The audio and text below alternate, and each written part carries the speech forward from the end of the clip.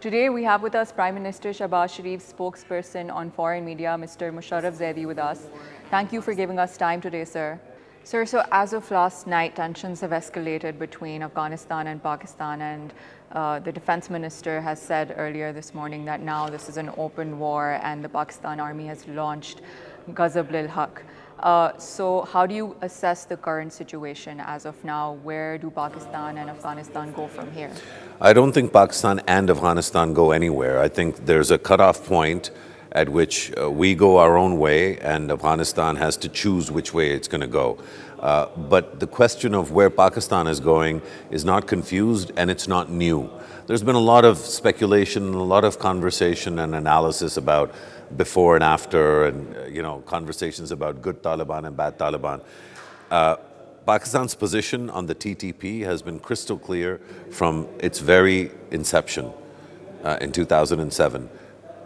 It frames Pakistan as an enemy country and it conducts terrorist attacks on children, on schools, on mosques, on hospitals, on churches. Pakistan has never been in a space where it was okay with the TTP. TTP terrorism has to completely stop. BLA terrorism, same story, has to completely stop.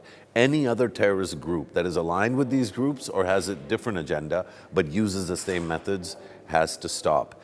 If there is a country that is enabling these groups, then over time we can start with, hey, country, could you please not have this coming from your country into our country? We've been doing that for the better part of 20 years. With Afghanistan. We're not concerned about who runs Afghanistan as another country, a neighboring country.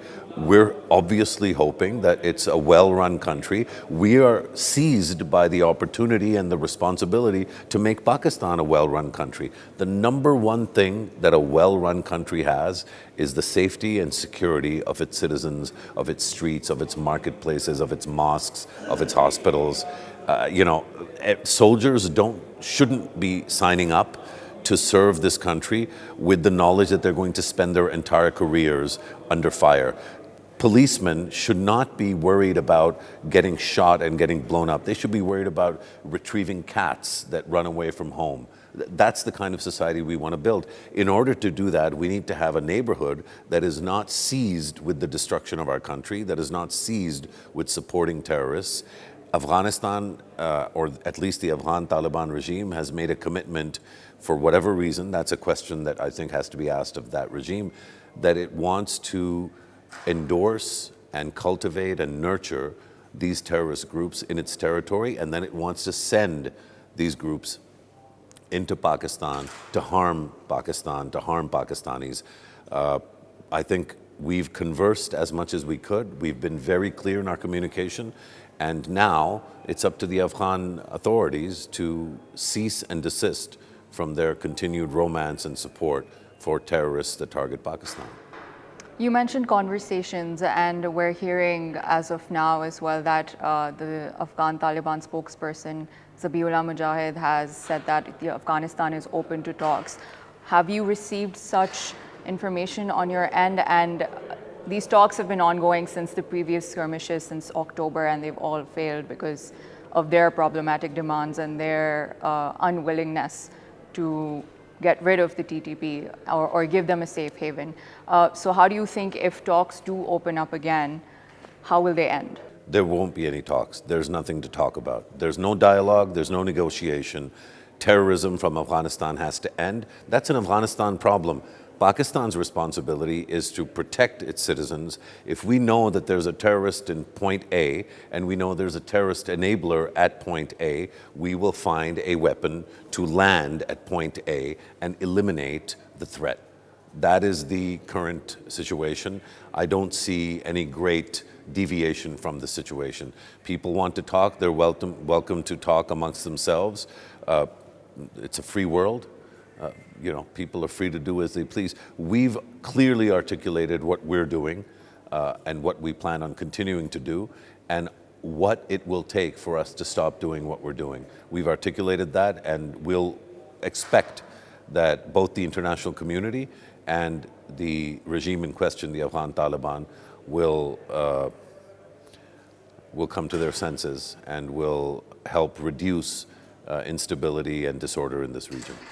A lot of friendly countries like Qatar and Turkey have pushed for mediation before. So around this time around, are we seeing such kind of intervention or no?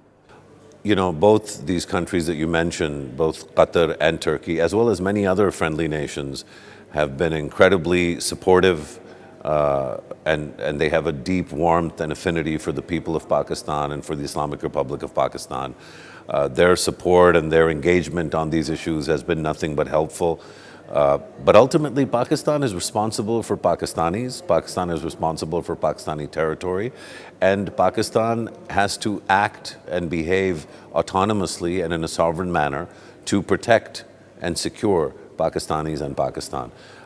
I think all of these countries understand the responsibility, the maturity, the patience, and the resolve with which the Prime Minister himself, the Field Marshal, and our Chief of Army Staff and Chief of Defense Forces, the way in which they've tried to resolve these issues without firing bullets, without using artillery, without needing to resort to the kind of measures that we have now finally had to resort to.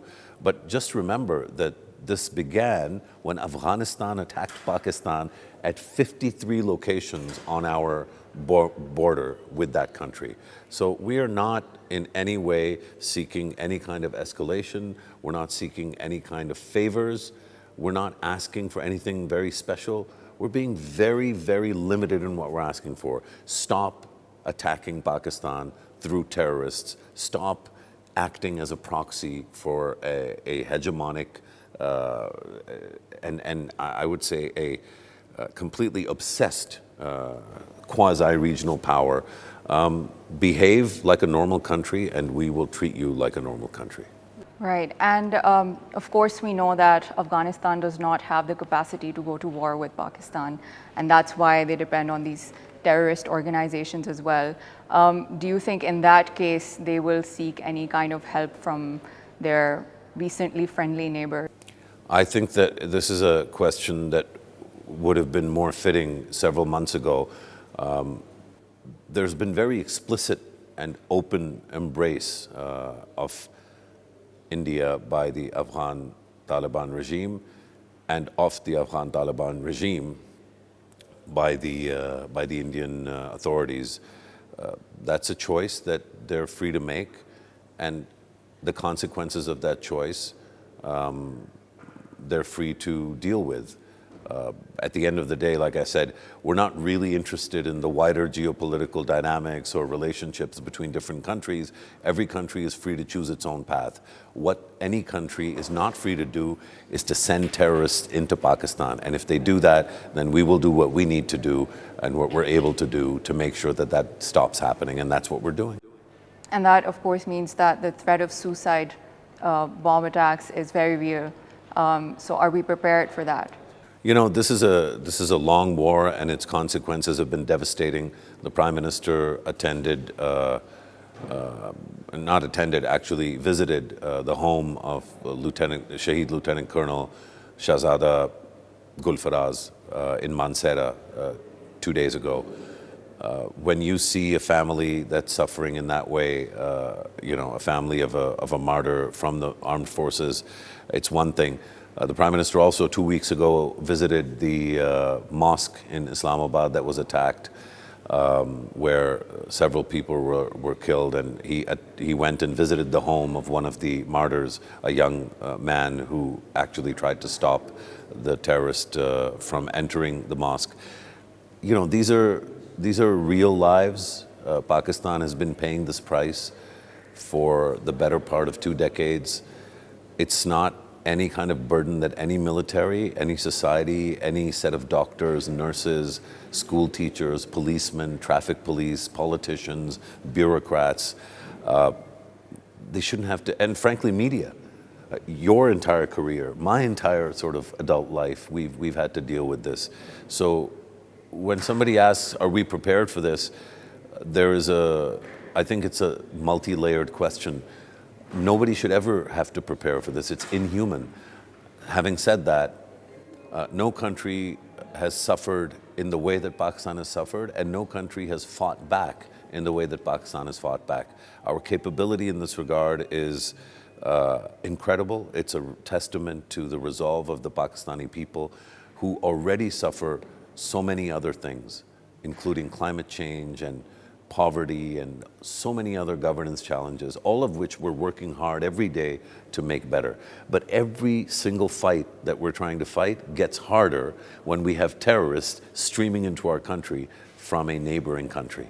So I think this is an unavoidable and absolutely necessary fight that we have to fight. And to that point, I think, in answering your question, is Pakistan ready for the fight? I think Pakistan has demonstrated through 8 decades almost that whatever it needs to do to survive, even if that delays the opportunity for young Pakistanis to thrive, first we survive, and inshallah we will eventually thrive.